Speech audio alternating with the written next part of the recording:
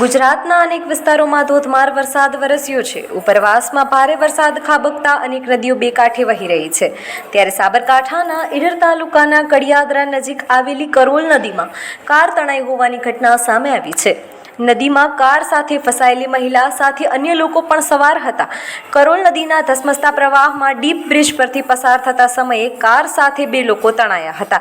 જોકે ઘટનાની જાણ થતાં જ સ્થાનિકો દ્વારા નદીમાંથી બે લોકોને બહાર કાઢવાનો પ્રયાસ કર્યો હતો, પરંતુ તેમાં સફળતા પ્રાપ્ત ન થતાં સ્થાનિકોએ ડિઝાસ્ટર વિભાગને જાણ કરી હતી।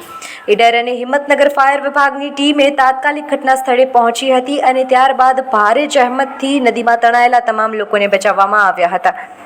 રમી જતા હતા એમાં આ જે બ્રિજ છે આપણે વડિયાવીરથી બ્રિજ એ વખતે એક ગાડી આગળ નીકળી ગઈ, એટલે અમને લોકોને એવું કા નીકળી જશે ગાડી, તો અમે અંદર ગયા। ઇમિડિયેટલી થોડુંક પાણી વધી ગયું એટલે સહેજ વાર ઊભી રાખી, પછી તો ફ્લો એકદમ વધી ગયો।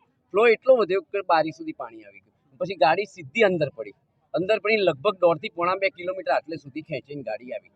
પછી ફાયર બ્રિગેડમાં ફોન કર્યો, પોલીસમાં ફોન કર્યો, ઇવન અમદાવાદ બાબુભાઈ જમનાદાસ જે છે એમને ફ્લાઇટ પેલી હેલિકોપ્ટર માટે બી એ લોકોએ વ્યવસ્થા કરેલી અને બોટની પણ વ્યવસ્થા કરેલી। મીનવાઇલ આ ભાઈ ડૉક્ટર જે છે એમને ખૂબ મદદ કરી અને આપણા ફાયર બ્રિગેડના છોકરાઓ બધા જે છે, શું નામ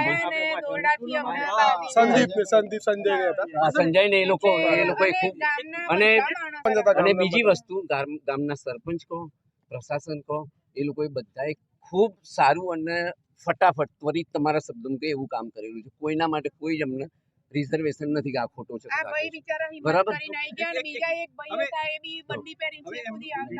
અમને રેસ્ક્યુ કોલ મળેલું, એક ફેમિલી 4 વ્હીલ ગાડીમાં બ્રેઝા જેવી કોઈ ગાડી હતી એમાં ફસાયેલા હતા અને બંને વ્યક્તિઓ ગાડીની ઉપર બેઠા હતા અને પાણીનો પ્રવાહ ખૂબ જ વધારે હતો અને તેમને બંનેને સહી સલામત રેસ્ક્યુ કરીને બહાર ઈડર નગરપાલિકા ફાયર ટીમે કાઢેલ છે।